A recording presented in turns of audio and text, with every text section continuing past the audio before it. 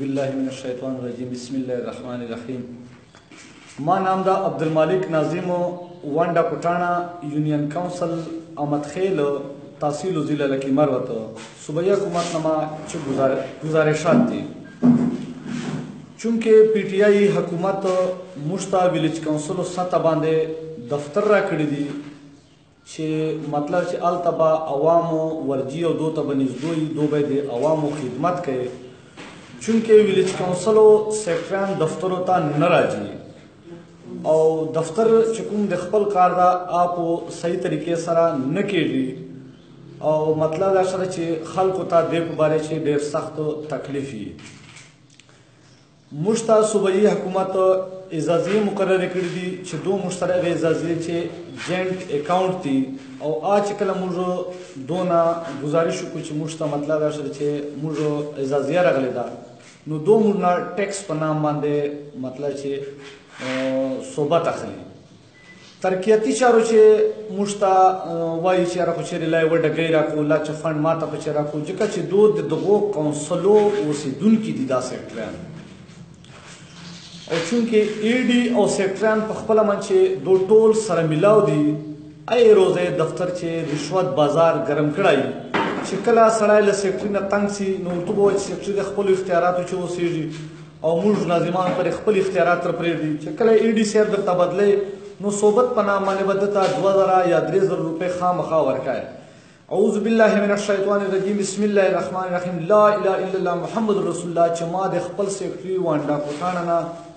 بدلولو دپاره او بل داسې صحیح سیکټري واپس تر بدلولو دپاره دته 2000 روپۍ ورکړي دي چې ماته صحیح سیکټري راکړه چې ماته د قانون مطابق کار کوي او چې کله مطلب دا شوه چې ترقیاتي چار کوي نو دو خپل 1 लाख روپۍ باندې 20% ټیکس اخلي چې ای ډي او سیکټریانو په خپله من چې ګډ جوړي. سیکټریانو نن سبا ټیکو چې شرکتداري ده دفترو چې موږ ته کوم کلاس 4 برتي کړي دي دفتر حضرې ته خو نه راځي خو حضرې رجسټر کلاس 4 خپل جان سره په خپل کور چې ساتي او دفتر ته راتلو تکلیف خو بالکل نه کوي. پی ټی آئی حکومت ناظمانو ته اختیارات خو راکړي دي چونکې ای ډي او سیکټریانو ناظمانو نه په دغو اختیاراتو باندې قبضه کړې ده او ناظمان یې په خپله من چې کونسلرانو سره او په خپلو دفترو چې لانجو ششو پنچ مبتلا کړي دي. لہذا صوبائی حکومت نما دا اپیل ده چې ویلیج کونسل سیکټریان او کلاس 4 ملازمین ته د خپله ډیوټي وروښوي او موږ ته د عوامو خدمت موقع راکړي چې دو خپل دفترو ته راځي او موږ په وخت سره د